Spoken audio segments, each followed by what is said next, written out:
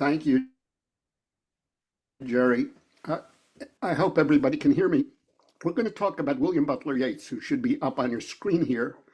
He was born in the middle of the 19th century and lived till 1939. And I guess I will preface this with a couple of remarks about Yeats. I think Yeats was probably the most accomplished poet in English of the 20th century. He says in a poem which we will read, which, alas, I think I didn't put in the packet, it's the only one that's not in there, called Adam's Curse. He talks about articulating sweet sounds together. I think there's no one as musical and as poetic in the non-pretentious sense as Yeats. And there's a wonderful music to his poems. It was a great surprise to me when I learned that Yeats himself was tone deaf, that the words seemed to have such rhythm and tonality. The other thing I would say about Yeats is he was a complicated person, and I'm not sure I always like Yeats. I'm not sure I always agree with Yeats, but he wrote extraordinary poems, and we'll go through them without kind of making it seem like, oh, he knows all the answers. He doesn't know all the answers. And what I really want to talk about is Yeats's view of old age. I saw an old colleague of mine the other day, and she mentioned that there's no manual for growing older. And in fact, writers don't write a lot about growing older. Well, they write a lot about it, but they're mostly younger when they write about it. They're kind of prefiguring what their old age will be, but they don't know what old age might actually be because they're not there.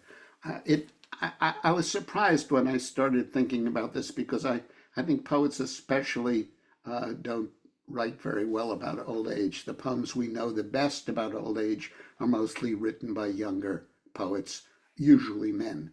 And I'm not sure that we really need to follow what they think about old age when they grow older.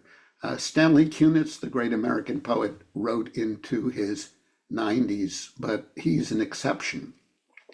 And I wonder if maybe the facility with words diminishes slightly, if the attentiveness required for writing poems or novels doesn't diminish somewhat. I just don't know why poets don't write into their old age. I'd like to start actually with a painter, but first let me mention that in almost every poem we read today, you'll find an opposition between reality, which is often sordid or sometimes not sordid, but sexual, and escape. And the escape is often through or into art. And I think this conflict between reality and escape, pardon me, the conflict between reality and escape, sordid reality and escape, will be a kind of unifying thread through everything that we look at. I'm going to do something. Oh, let me just mention it. On three of these poems, I send out letters about poetry, and three of these poems I have written letters about. So if you want more information on any of them, on these three poems, just type in your web search Guttman and Sailing to Byzantium, or Guttman and Eva Gorbooth. The poem is called In Memory of Eva Gorbooth and Con Markowitz, and In Memory of gets you the Auden poem about Yeats.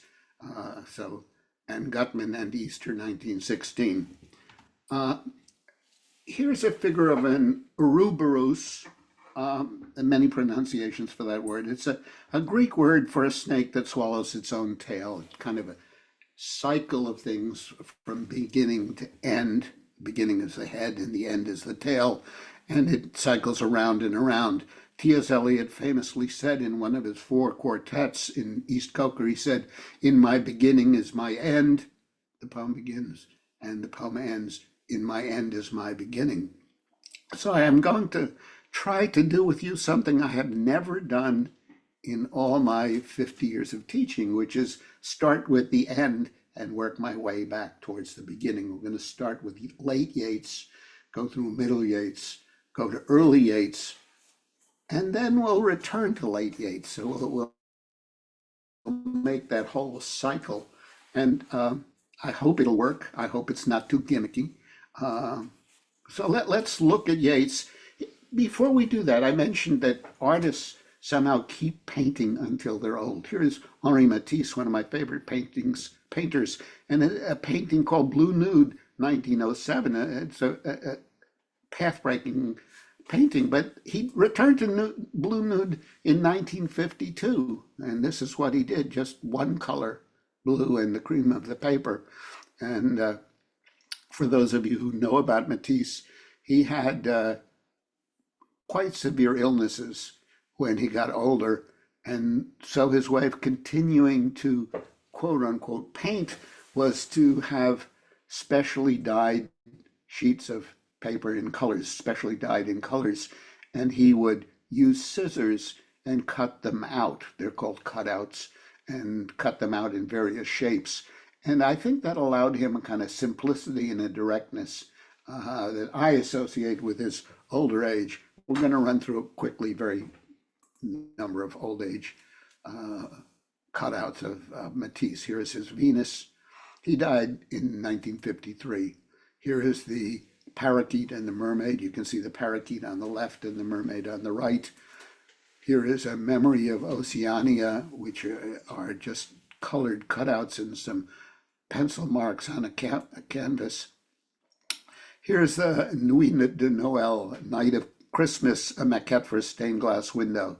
A maquette is a drawing from which stained glass or tapestry can be made. Here's his blue window of 1913, fairly early, and later he'll come to pale blue window and maquette, and you see how much simpler. If I can go back up a page, you see how he's kind of simplifying. Here's a maquette for these two for a swimming pool, for tiles. Here's one of his very last works called The Snail of 1953. So let's turn to Yeats. Yeats wrote about aging almost all his life. We're going to look at some poems from his later years. He died at not quite as old an age as people live to nowadays. He died when he was 74. And here's a painting or a photograph of him a few years before he died. The first poem is a really remarkable poem of only 4 lines called The Spur. There's a picture of a spur. Sometimes it helps, I think, to actually see what we're going to be reading about. And I want you to notice in this first line, it's really horrible what he's going to tell us. He thinks it's horrible, and yet he thinks it's true, and so he's going to tell us. You think it horrible that lust and rage should dance attention upon my old age. They were not such a plague when I was young. What else have I to spur me into song?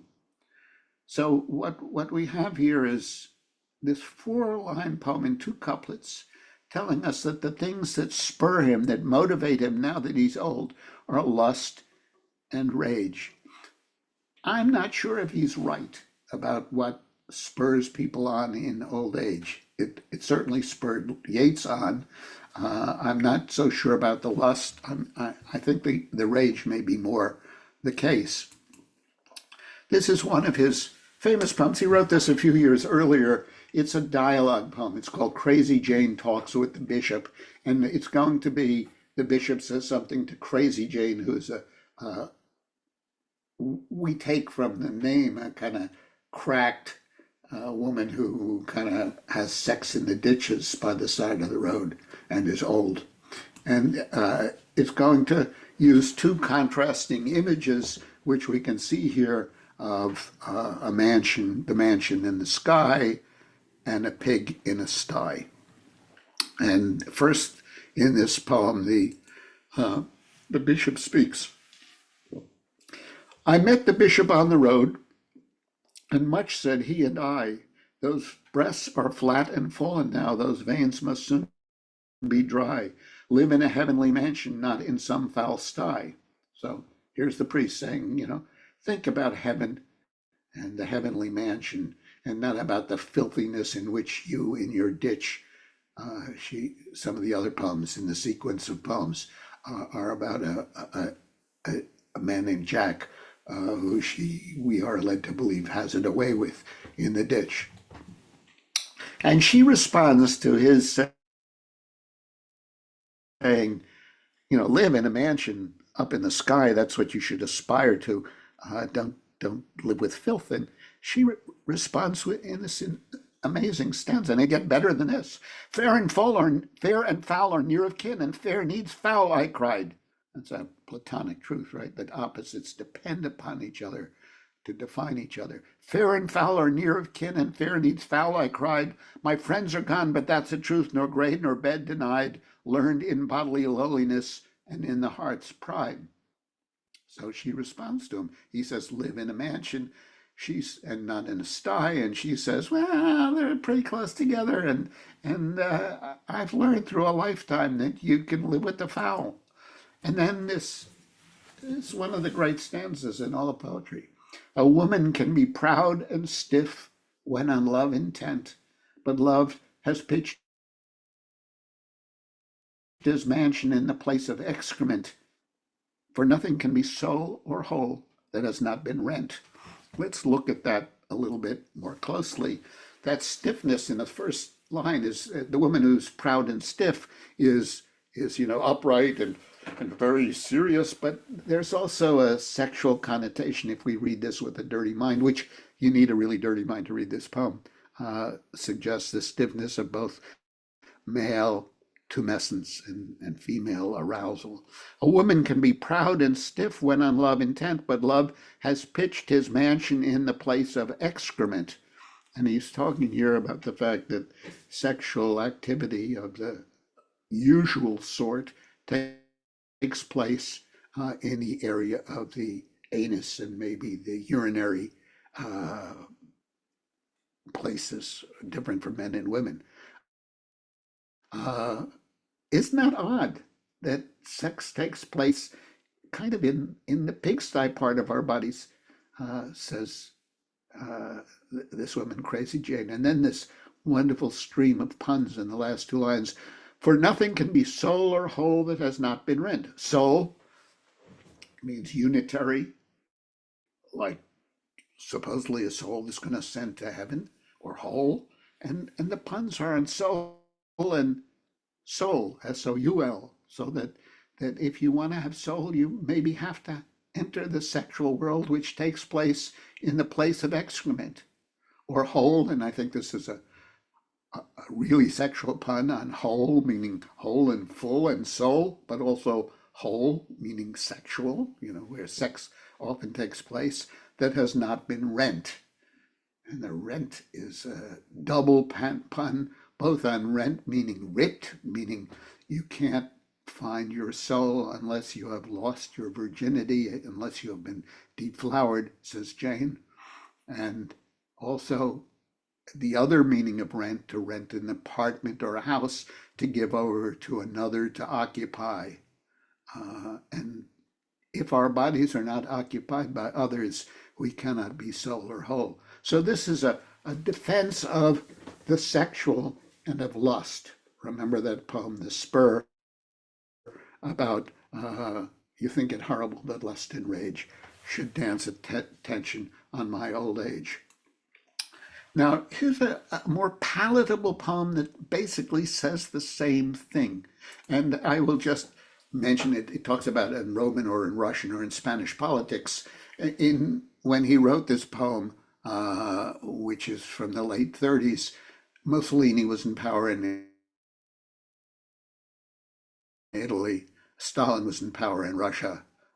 Franco was in power after a bloody civil war in Spain. So we have fascism, communism, and the fight between fascism and communism.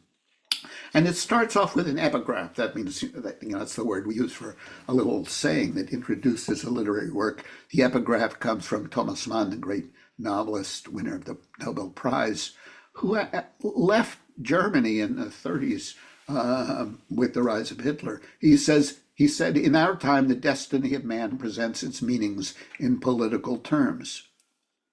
So here's the poem, and a remarkable, we'll see something even more remarkable about this, the remarkable rhyme on fix and politics. I just marvel how Yeats could pull those things off. How can I? And he's looking at a girl and he's saying, I should think about politics. I mean, Manas told me we need to think about politics. How can I, that girl standing there, my attention fix on Roman or on Russian or on Spanish politics? Yet here's a troubled man that knows what he talks about, and there's a politician that has both read and thought, and maybe what they say is true of war and war's alarms. But oh, that I were young again and held her in my arms.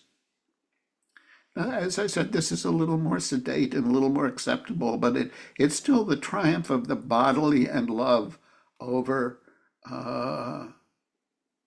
peace and justice and politics and all the things of the world that might make for a better world. It's about the triumph of desire and what he called lust in that earlier poem. Let me go to the next poem.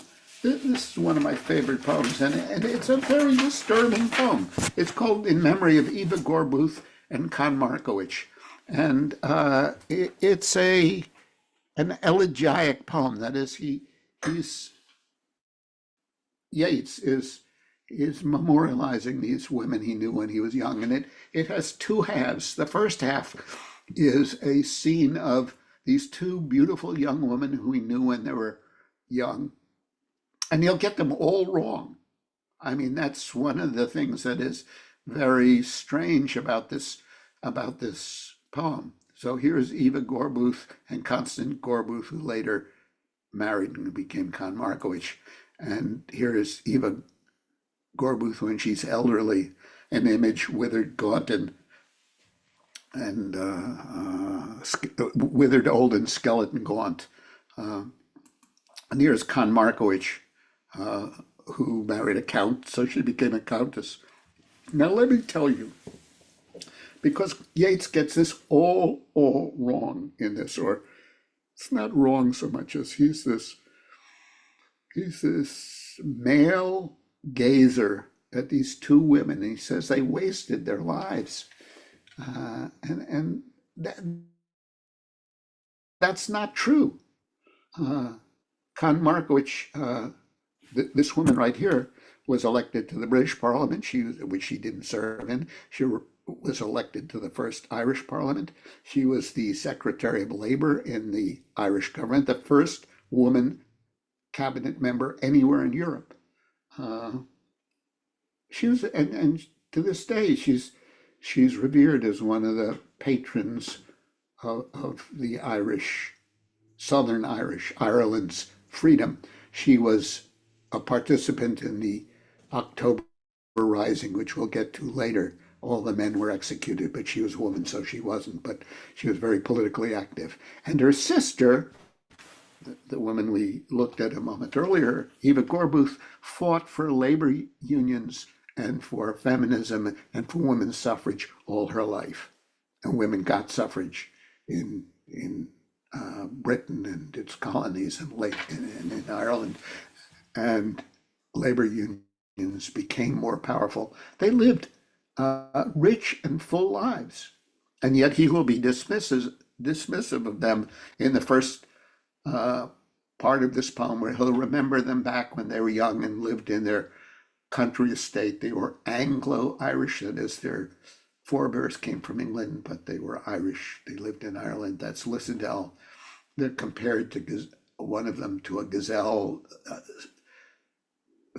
very thin and lithe and beautiful, and they both wore silk kimonos.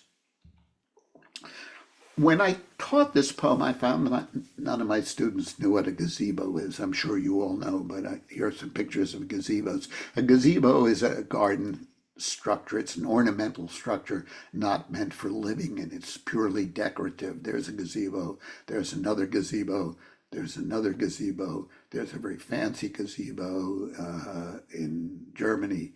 There's another gazebo.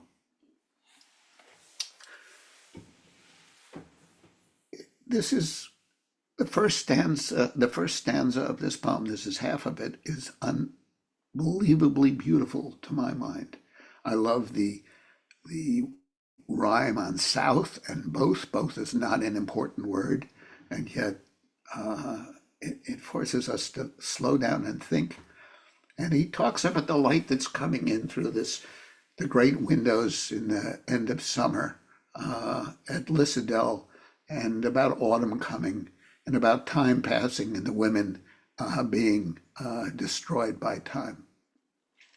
As I've tried to tell you, I don't think the women were destroyed by time in the way he thinks. I think he's subjecting them to really unfair criticism. And yet, time does find its harvest of all things. So this is a look backward, a nostalgic look backward to a time when everything was beautiful and lovely. The innocent and the beautiful, he will talk about in the second stanza. It's remarkably beautiful. I'll read it. You know, if you don't hear it, you don't hear it, then it's not beautiful. So you don't have to take my word for it. But I think it's beautiful. The light of evening, Lissadell, great windows open to the south, two girls in silk kimonos, both beautiful, one a gazelle. But a raving autumn shears blossom from the summer's wreath. The elder is condemned to death, pardoned, drags out lonely years, conspiring among the ignorant. I know not what the younger dreams, some vague utopia, and she seems, when withered old and skeleton gaunt, an image of such politics. Many a time I think to seek one or the other out and speak of that old Georgian mansion, mix pictures of the mind, recall that table and the talk of youth. Two girls in silk kimonos, both beautiful, one a gazelle. This is an image of a bygone past when all was young and innocent and beautiful. And they were two girls in silk kimonos, both beautiful, one a gazelle. And now the second stanza, which will turn, as you'll notice, in the 2, 4, 6 line, it'll turn into the imperative. He's going to give orders in a sense. Dear shadows, and that's all the dead and departed, but especially these two women who are shadows of their younger luminescent selves, to Yeats. Dear shadows, now you know it all the folly of a fight with a common wrong or right. And let me stop there. The common wrong and right are the mistreatment of labor, the dehumanization and subordination of women, the need of the Irish to be free of the colonial yoke of British imperialism. These are not small things. And yet he's dismissive. And I think Yeats is, in a sense, very wrong here. Dear shadows, now you know it all the folly of a fight with a common wrong or right. The innocent and the beautiful have no enemy but time. About that, maybe he's right. Maybe innocence and beauty do get ground down by time. The innocent and the beautiful have no enemy but time. Arise and bid me strike a match, and strike another till time catch. Should the conflagration climb, run till all the sages know we the great gazebo built. They convicted us of guilt. Bid me strike a match and blow. So he's asking that, he's commanding, arise and bid me strike a match. We're going to burn time down because it is the enemy of the innocent and the beautiful. The innocent and the beautiful have no enemy but time. Arise and bid me strike a match and strike another till time catch. He wants to burn time down. Not possible. Should the conflagration climb, run till all the sages know we the great gazebo built. They convicted us of guilt. Bid me strike a match and blow. So everything human beings do is like a gazebo. It's like a beautiful ornament. There's nothing of a domicile. And he and time shears blossoms from the summer's wreath, and he says, I want to tear time down. Now, I want to say about Yeats here, and we'll see more of it coming up, that he's a man in conflict with himself. That and this is what makes him a great, great poet, aside from the fact that he articulates sweet sounds together. Robert Frost famously said, about our arguments with others, we create rhetoric. About our arguments with ourselves, we create poetry. And I think Yeats's anger at time, which tears all things down, is in some sense appropriate, even though his disapproval of these women and the lives they built in, that it was only a gazebo, is inappropriate. There's a conflict in this poem between that I bring to the poem. Now, here we come to a conflict where he brings or a poem where he brings the conflict to the poem. This is, I find it an almost perfect poem. And it has 4 stanzas called Sailing to Byzantium, and I need to show you a few things before we enter into the poem.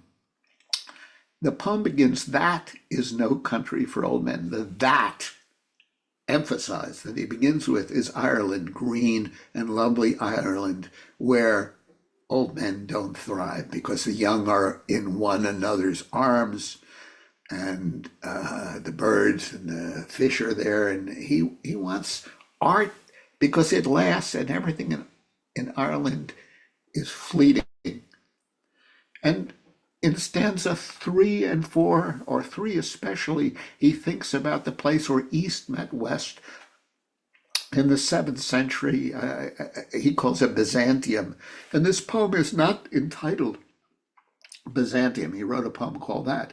And it's not called Arrival at Byzantium. It's called Sailing to Byzantium. And what he's thinking about are what happened when East met West in Ravenna.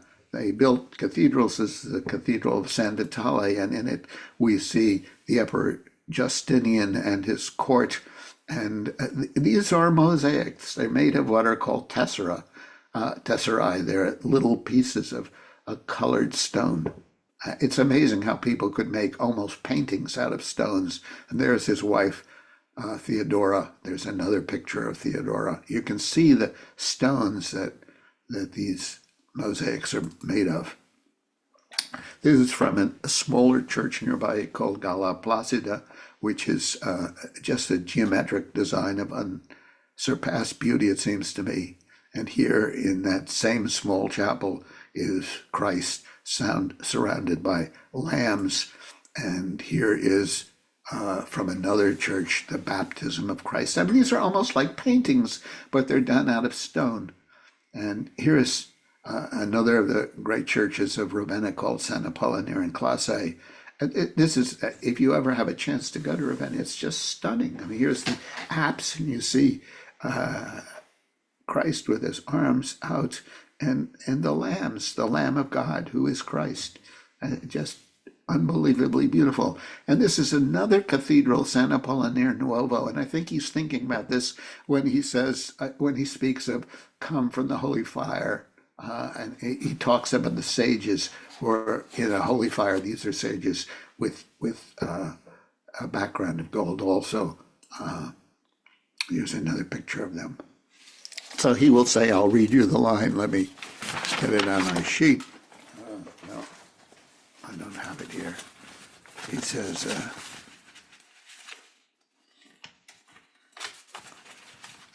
anyway.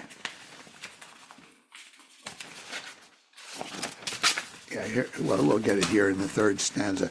Come from the holy fire, burn in Nagire, and be the singing masters of my soul. O say just standing in God's holy fire is in the gold mosaic of a wall. That's what he's thinking of. So here's the Sailing to Byzantium. 4 stanzas, A, B, A, B, A, B, C, C. So then each one ends with a couplet. That Ireland is no country for old men, the young in one another's arms, birds in the trees, those dying generations at their song. The salmon falls, the mackerel crowded seas. Fish, flesh, or fowl commend all summer long whatever is begotten, born and dies. Caught in that sensual music all neglect, monuments of unaging intellect. So that, the Ireland is a place for the young, we get that at the end of the first line, of the birds calling to their mating calls in the trees. And there's a link in this poem between being born and dying. When we're born, that's one terminus, and the other terminus of physical existence is dying. Those dying generations at their song. The salmon falls. The salmon is a wonderful example of it. They are both swimming upstream to spawn and create new life, but also to die. The salmon falls, the mackerel crowded seas. Fish, we have the salmon and the mackerel. Flesh, the young. Fowl, the birds. Fish, flesh, or fowl commend all summer long, whatever is begotten, born, and dies. Remember that phrase. We've had two triplets here, fish, flesh, fowl, but especially whatever is born, begotten, born, and dies. So this whole first stanza is full of love and passion and lust and begetting and birthing and dying. And he wants to get out of this cycle of time that he wanted to eliminate in that last poem we read. He wants to get out of it, caught in that sensual music of the senses and of the body. All neglect, monuments of unaging intellect. There's an old Latin saying that is behind this poem, vita brevis, ars longus, life is short, art is long. And I think he's saying, I want to get out of this world of time and of birth and love, but also of decline. For monuments, and we think of churches or the Parthenon that last almost forever. What does time do to us? It turns us into old people. An aged man is but a paltry thing, a tattered coat upon a stick, unless cold, clap its hands and sing, and louder sing for every tatter in its mortal dress. That's what happens to us. We are paltry things that decline and become tattered. Nor is there singing school but studying monuments of its own magnificence, and therefore I have sailed the seas and come to the holy city of Byzantium. How do we learn to get out of this world of time?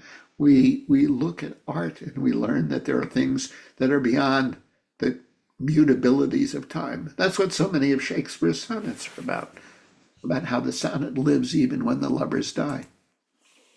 And this is, I think, a reference, as I said, to the mosaics in Ravenna.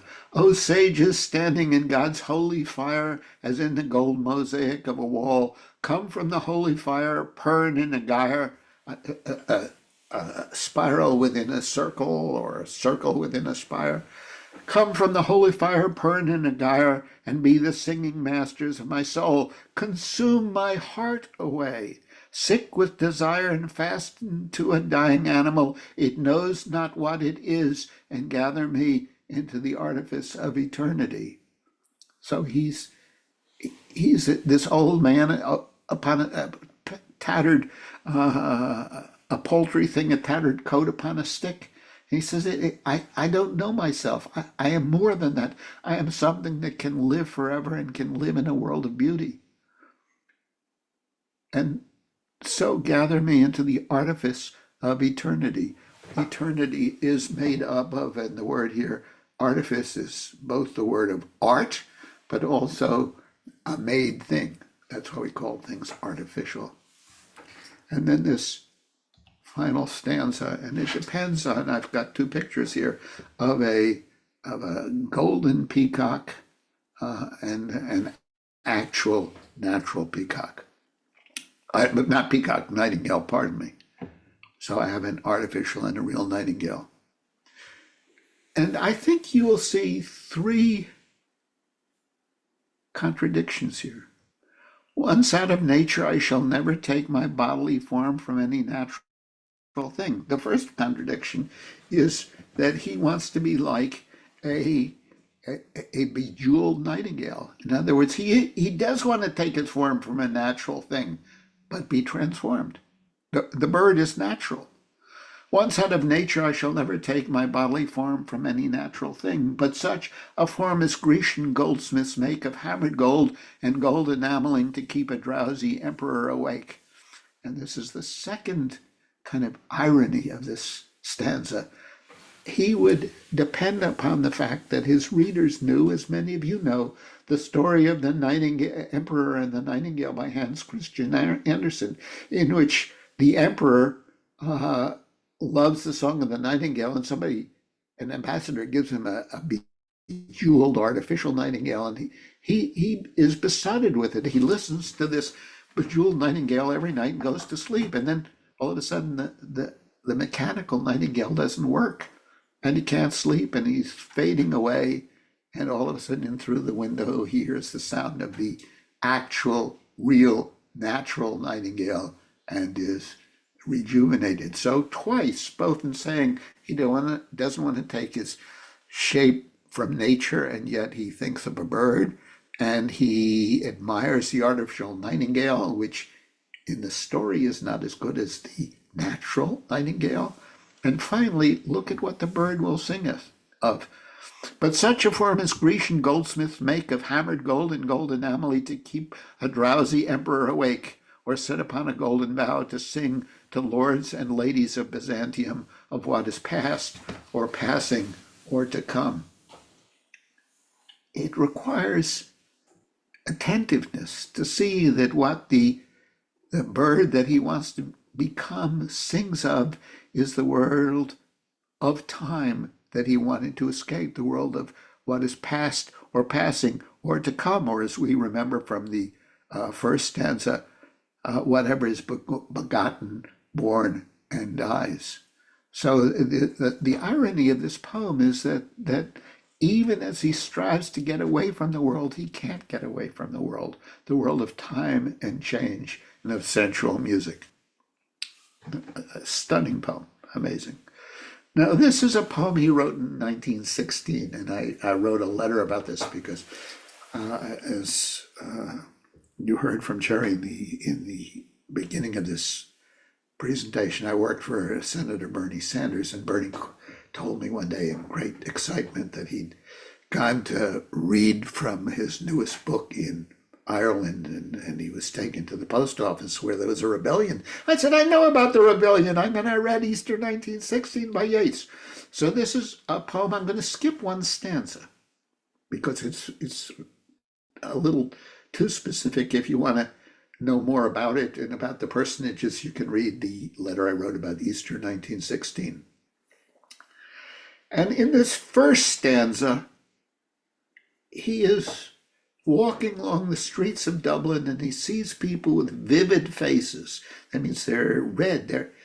It may mean full of life, but it mostly means they are full of he thinks, a silly excitement. They've been plotting revolution even as they worked in their offices in gray 18th century houses. And he says, oh, how you doing? How are you? What's up? And then goes on, polite, meaningless words, which he repeats twice because they are polite and they're meaningless. And then he thinks, he's a snot, that Yeats. He thinks, when I get to my club, I'll say, hey, guess who I saw today? I saw these guys who thought they were revolutionaries. Aren't they funny? I'm going to mock them and tell jibes about them. In this line here, mocking Taylor a jibe. I know that these are clowns and jesters. They wear motley, right? And every one of us wears motley. Everything changes, and there's nothing but tatters. So this first stanza is dismissive of these people until the final two lines, which we don't understand. They're the refrain to the poem, and they will recur again in stanza 3 and then come back at the end of the poem. I have met them at close of day, coming with vivid faces from counter or desk among gray 18th century houses. I have passed with a nod of the head or polite, meaningless words, or have lingered a while and said polite, meaningless words. and thought before I had done of a mocking tale or a jibe to please a companion around the fire at the club, being certain that they and I but lived where motley is worn. All changed, changed utterly. A terrible beauty is born. Already in this first stanza, Yeats has a sense that all has been changed and that these people he poked fun of and felt superior to are somehow transformed utterly.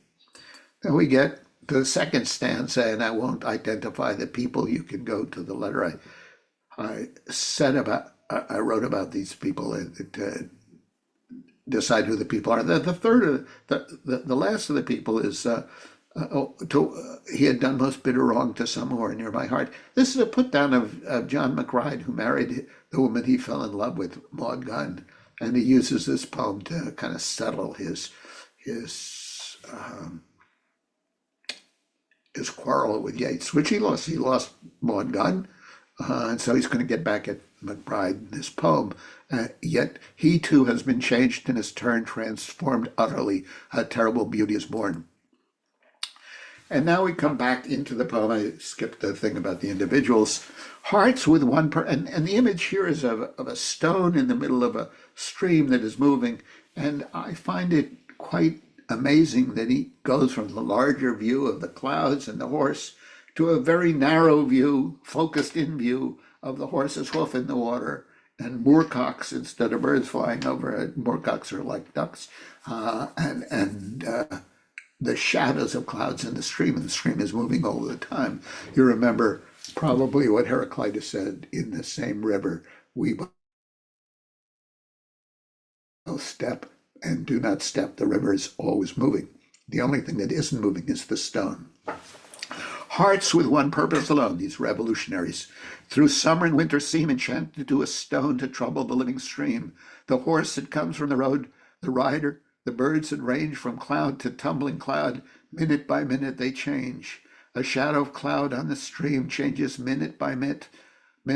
A horse hoof slides on the brim and a horse plashes within it.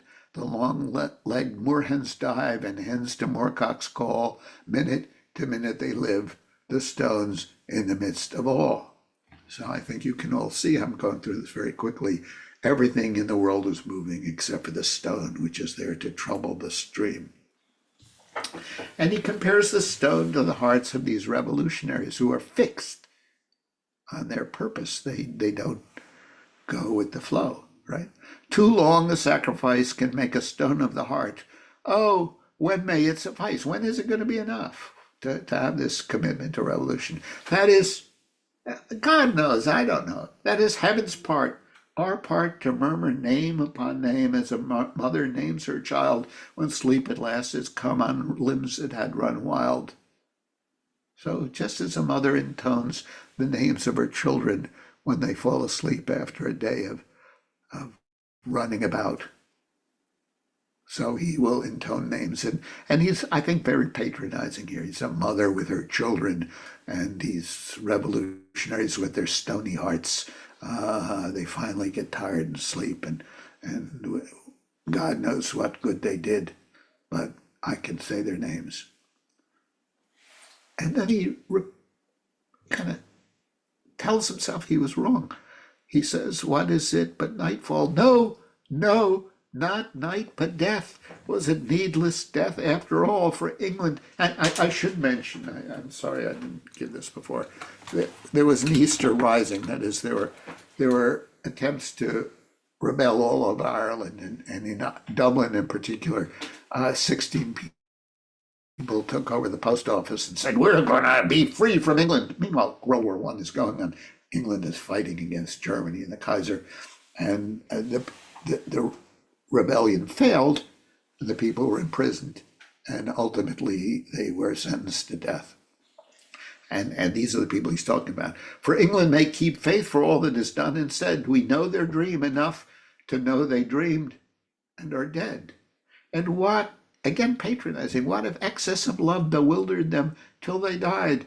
I write them out in a verse, and I just love these lines. I think these are among the greatest lines in all of poetry. MacDonagh and MacBride and Connolly and Peirce, now and in time to be, wherever green is worn, are changed utterly. A terrible beauty is born. And what he just recites their names in this elegy. I mean, in the end, that's all he can do is recite names.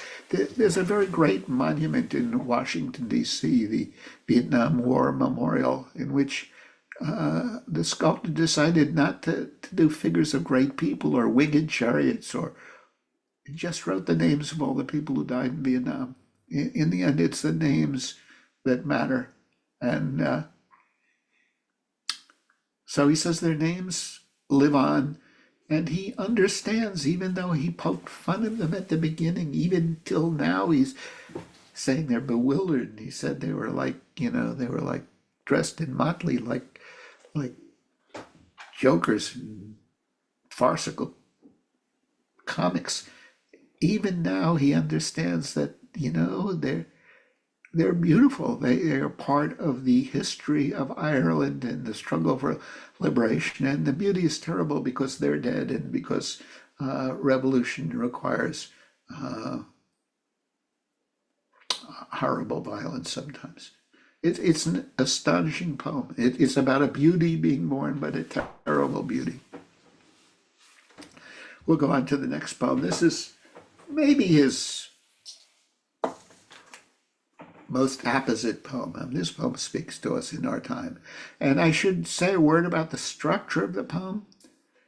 You've all heard of sonnets, 14 lines. Well, this is an octave upon a sonnet. An octave is the first 8 lines of a sonnet. So it has a part of a sonnet piled on top of a sonnet. So it has 2 parts.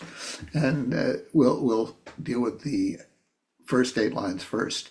And in order to understand this poem, you need to think of a falcon or a hawk going in circles around the falconer, and ultimately the circle of the falcon gets so large that it can't hear the falconer, and he says things fall apart. There's another picture of a falcon, and then in the second part of the poem he's going to talk about somewhere in sands of the desert, a shape with lion body and the head of a man. He's thinking, of course, of the Sphinx, which has been disfigured because the British used it for cannon practice in the early 19th century. So this is, you can tell by the date, at the close of the First World War, and it's an augury of what will come afterwards.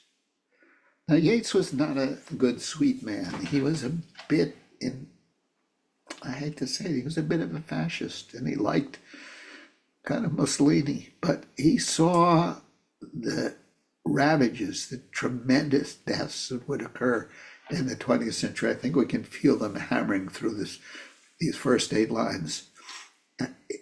These are lines about our own times too.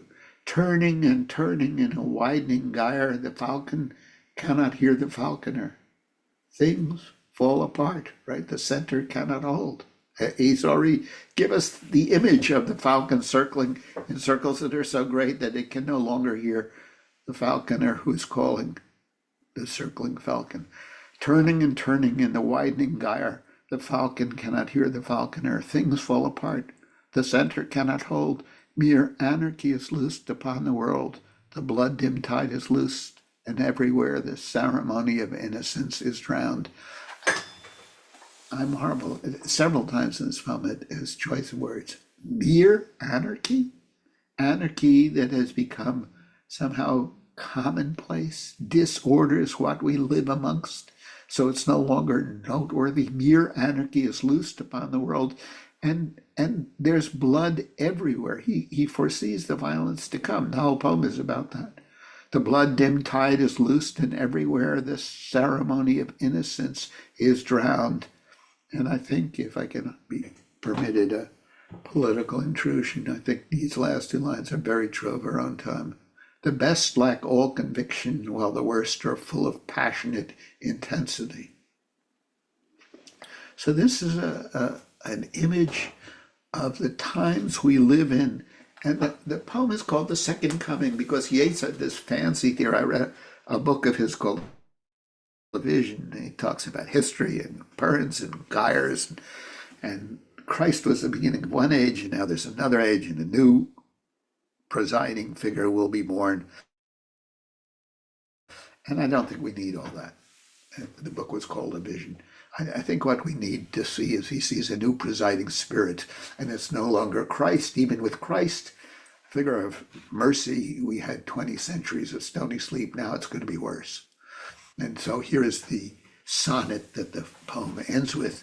Surely some revelation is at hand. Surely the second coming, Christ being the first, surely the second coming is at hand. The second coming, hardly are those words out when a vast image out of spiritus mundi, the spirit of the world, when a vast image out of spiritus mundi troubles my sight, somewhere in sands of the desert, a shape with lion body and the head of a man, a gaze blank and pitiless as the sun, is moving its slow thighs all about it, real shadows of the indignant desert birds. I think what we notice about this beast is it has slow thighs, thighs which are suggestive of procreation, which we'll get near the end of the poem, half bestial shape with lion body and the head of a man. And its gaze is blank and pitiless. That is, it doesn't see us as human beings. It has no pity at all. It's moving its slides well all about it, real shadows of the indignant desert birds, indignant at their sleep being disturbed. And maybe other reasons. And then he doesn't see the image anymore. The darkness drops again. He's blind, and yet he sees it. But now I know, having seen what's coming, that 20 centuries of stony sleep, the time since Christ. But now I know that 20 centuries of stony sleep were vexed to nightmare by a rocking cradle. And what rough beast, that's the half animal, half man, and what rough beast, its hour come round at last, slouches toward Bethlehem to be born. And in this last line, there's I think a confusion, a willing confusion between progenitor, that who will create the new being, and progeny, which will be born in this new era, this bestial era that we are moving into. We are vexed to nightmare by a rocking cradle, and what rough beast, its hour come round at last, slouches toward Bethlehem to be born. Justly famous, that last line. The beast not marching towards Bethlehem, but as if by right and without caring, gaze blank and pitiless as the sun, what rough beast slouches toward Bethlehem to be born. This is the poem that somehow I didn't put in your packet, but I'll read it to you anyway, and you'll have the text in front of you. It consists of a dialogue between the poet, who talks about how poetry is really hard work in the first part, and a woman who is sitting with Maud Gonne, who says, it's really hard to be beautiful. You have to use a lot of eyeliner and stuff like that, and have your hair cut in the right way or whatever, dress well. I don't know. She doesn't say those things, but she says, but we must labor to be beautiful. And then he says, yeah, I wanted to love you, Maud Gonne, who's sitting there in the old highway of love. I wanted to love you in this fashion where you work hard at being a lover, but it doesn't work. So it's a poem of despair at what the world has come to, and also a poem of how art, it is that this first stanza is really pretty amazing. And I would call your attention to when he says, I said, and we're going to get 10 or 12 lines of poetry, and they're going to flow so beautifully together that if it does not seem a moment's thought, our stitching and unstitching has been naught. These are all in rhymed couplets. We hardly notice it. It just goes right by us because he's stitched it and unstitched it and restitched it so beautifully. And what he's telling us is that poetry, like many things, take takes work. That's Adam's curse, right? Adam was cast out of the garden for eating of the tree of good and evil, and he's cursed with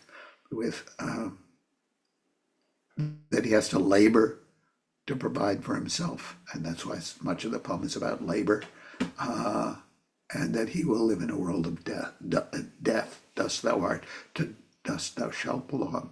That death, which is that love doesn't work in the face of death, that concludes the poem. So he's talking with two women, one of whom is Maudgon, the other of whom is either Lady Gregory, his friend, or maybe Maudgon's sister or friend. We sat together at one summer's end, that beautiful mild woman, your close friend, and you and I, and talked of poetry. And here it is, all couplets. Doesn't sound like it. I mean, it's just amazing poet. I said a line will take us hours maybe, yet if it does not seem a moment's thought, our stitching and unstitching has been naught. Better to go down upon your marrow bones and scrub up kitchen pavement, or break stones like an old pauper in all kinds of weather. For to articulate sweet sounds together is to work harder than all these, and yet be thought an idler by the noisy set of bankers, schoolmasters, and clergymen the martyrs call the world. And then we come to the second part. And two people speak here, the woman, and then he says how he would like to love. And thereupon that beautiful mild woman, for whose sake there's many a one shall find out all heartache on finding that her voice is sweet and low, replied, to be born woman is to know, although they do not talk of it at school, that we must labor to be beautiful. I said in response, it's certain there is no fine thing since Adam's fall, but needs much laboring. There have been lovers who thought love should be so much compounded of high courtesy that they would sigh and quote with learned looks precedents out of beautiful old books. And now it seems an idle trade enough.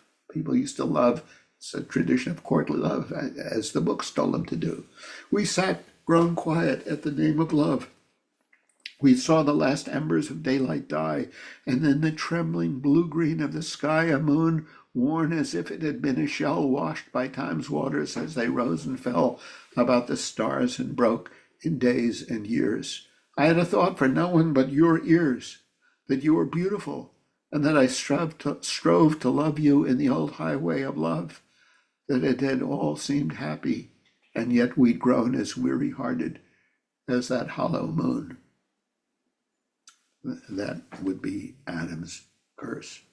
Now, here's a poem which I used to teach, and you may not know, when you're a teacher, there's some things that you can never fully explain or explain right, and this is one of those things. I think it's a wonderful poem, and I understand the logic of it, but I can't explain the logic. The logic is, on some simple level, is I'm a poet and I talk a lot in poems about wanting to win your love, but maybe I would have been better off not talking, just doing the thing, just loving you. But it's full of contradictions and conflicts, and so I'll just read it to you. I had this thought a while ago. My darling cannot understand what I have done or what would do in this blind, bitter land. And I grew weary of the sun until my thoughts cleared up again, remembering that the best I have done was done to make it plain, that every year I have cried, at length my darling understands it all, because I have come into my strength and words obey my call. That had she done so, who can say what would have shaken from the sieve? I might have thrown poor words away and been content to live. About the opposition between singing for love and just living in the world and loving. That had she done so, who can say what would have shaken from the sieve? I might have thrown poor words away and been content to live. Now here are two early poems, the Song of Wandering Aengus, and this is kind of folklorish, because what happens in the poem is not really possible, right? He's going to catch a fish with a berry on a thread. I mean, to catch a fish, you need a hook on a line, and maybe a worm on the hook. So he says he's going to catch a fish with a berry on a thread, and then the fish, he puts it on the floor and it turns into a woman. And the woman says, "Oh, you're wonderful, Willie," and runs out the door. And he chases after her all his life and never finds her. And so it's about a fantasy of something wonderful that he has, that he pursues all his life. And I find it unbelievably beautiful. I mean, just listen to it, especially the last lines. The man, even in these early poems, which are full of fairyland and akin to when I taught these poems, I used to show many paintings by the pre-Raphaelite painters of England, this kind of dreamland, land of legend of long ago. That's what's in this poem. This is the Song of Wandering Angus. I went out to the hazelwood because a fire was in my head, and cut and peeled a hazel wand, and hooked a berry to a thread. And when white moths were on the wing, and moth-like stars were flickering out, I dropped the berry in a stream, and caught a little silver trout. As I've said, you can't do this. Only in fairy tales can you do this. When I had laid it on the floor, I went to blow the fire aflame, but something rustled on the floor, and someone called me by my name. It had become a glimmering girl with apple blossom in her hair, who called me by my name and ran and faded through the brightening air. Again, we're in a world of magical folklore, right? The fish turns into a girl, and the girl calls him by his name and then runs through the door with apple blossoms in her hair. And then this conclusion, he says he's followed this vision he had that is not real all his life. Though I am old with wandering through hollow lands and hilly lands, I will find out where she is gone and kiss her lips and take her hands and walk among long dappled grass and pluck till time and times are done the silver apples of the moon, the golden apples of the sun. And that is a part of that world that he longs for, the sound of those words. I will find out where she is gone and kiss her lips and take her hands and walk among long dappled grass and pluck till time and times are done the silver apples of the moon, the golden apples of the sun.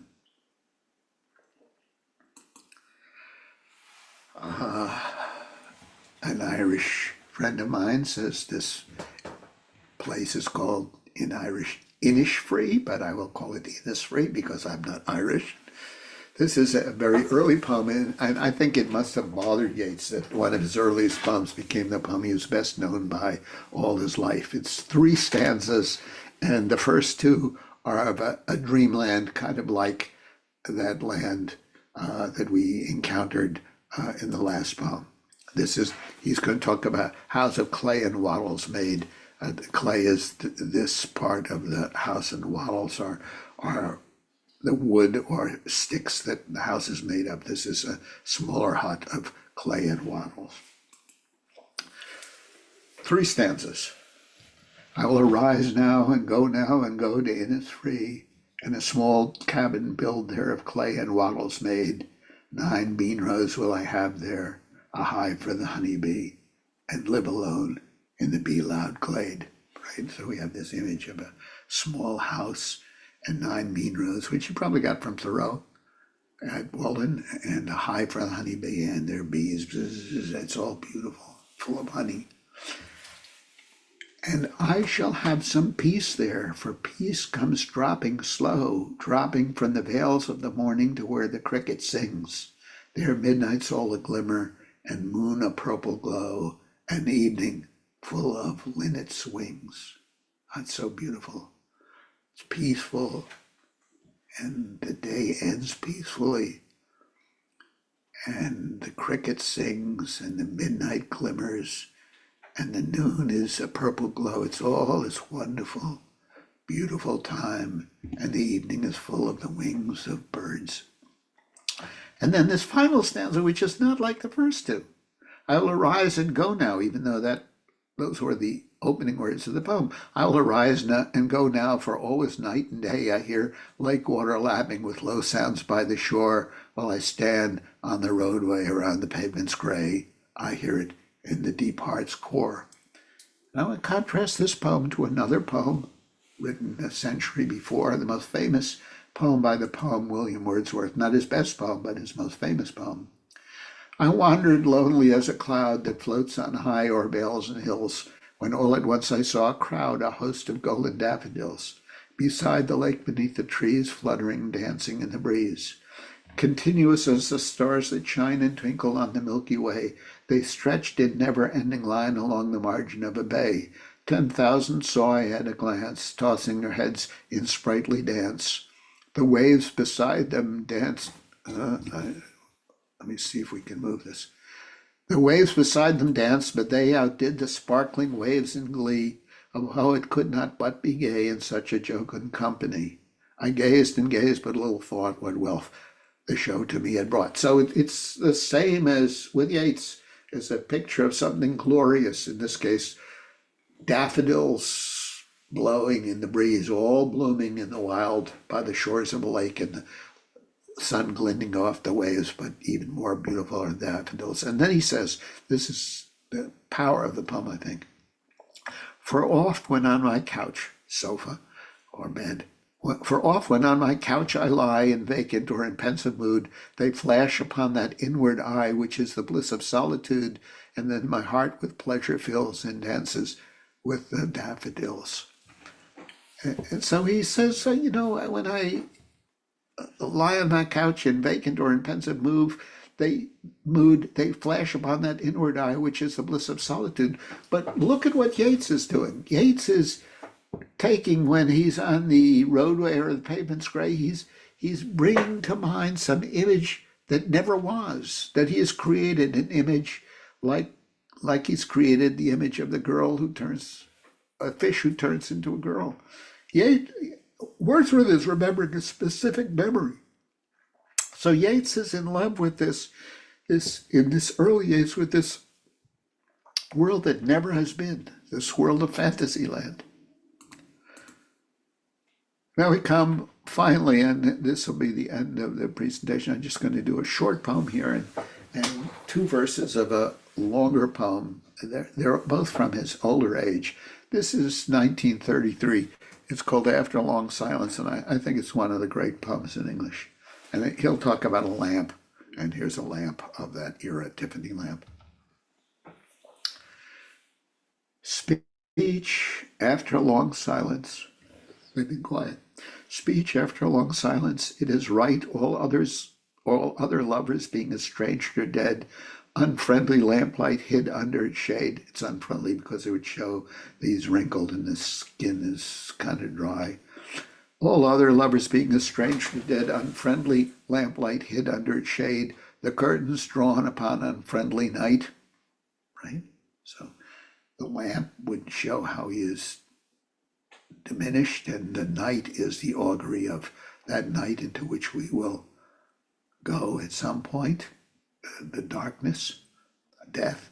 The curtains drawn upon unfriendly night, and in the face of aging and death, what he's going to do, that we descant and yet again descant upon the supreme theme of art and song. Descant means a kind of a song. A descant is what a choir sings when it sings choruses. And after being silent for a long time, we said, we talk, even as the body deteriorates, even as we face death, we talk of how glorious art and song are. And then this astonishing to me final two lines. I don't know of two better lines to end a poem. Bodily decrepitude is wisdom. And stop there for a minute. To be wise is to know that the body declines and becomes decrepit. Maybe that's all wisdom is to know that time has its ravages and that we're sold a bill of goods about wisdom. And I think for all his talking about aging when he's younger, I think he hits it here. Bodily decrepitude is wisdom. Young, we loved each other and were ignorant. You see the opposition between ignorance and wisdom, and his longing for youth and for love, as opposed to art and song, which he's descanting about as the curtains are closed against the night. Let me read that again. Well, I won't read it again. I will. Speech after long silence, it is right, all other lovers being estranged or dead, unfriendly lamplight hid under its shade, the curtains drawn upon unfriendly night, that we descant and yet again descant upon the supreme theme of art and song. Bodily decrepitude is wisdom, young we loved each other and were ignorant. And finally, and we'll be done in a moment, the circus animal's desertion. I'm going to skip the whole middle section. I'm interested in the beginning and the end, which have the same rhyme scheme. And he's facing a writer's block. He says, when I was younger, I had all sorts of good things to display and show all these great circus animals that I could show, and they've now deserted me. So the title tells us what that first stanza is about. And he's going to talk about lions, but I got a tiger here, a circus tiger going through a flaming hoop. He's going to talk about boys on stilts. I have here a picture of a man on stilts. Those of you who have gone to the domestic resurrection circus will recognize Peter Schumann in Glover, Vermont. And he wrote this shortly before he died. Remember, he died in 1939. I sought a theme and sought for it in vain. I sought it daily for 6 weeks or so. Maybe at last, being but a broken man, I must be satisfied with my heart. Although winter and summer till old age began, my circus animals were all on show. Those stilted boys, that burnished chariot, lion and woman, and the Lord knows what. So I used to be able to show things, wonderful things that were so exciting to me and to the people who read me. And then he's going to talk, and I won't talk about these. In this second part, he's going to enumerate old themes. He was a playwright. He wrote, I don't like his plays, but they're quite famous. They mimic Japanese plays. And he says, I could invent queens and kings and madmen. This brought forth a dream, and soon enough the dream itself had all my thought and love. Players and painted stage took all my love, and not those things that they were emblems of. So I could earlier in life create circus animals for show.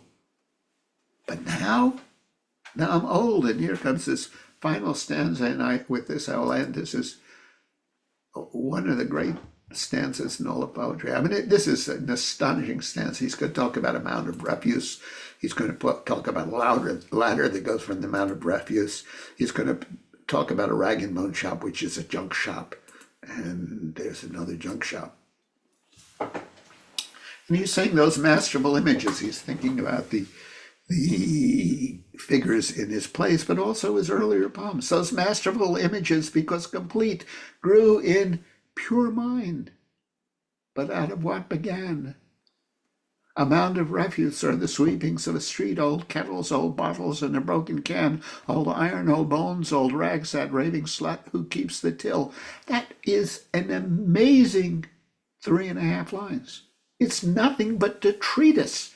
And he names it. I mean, in a great poem, he says, listen to it.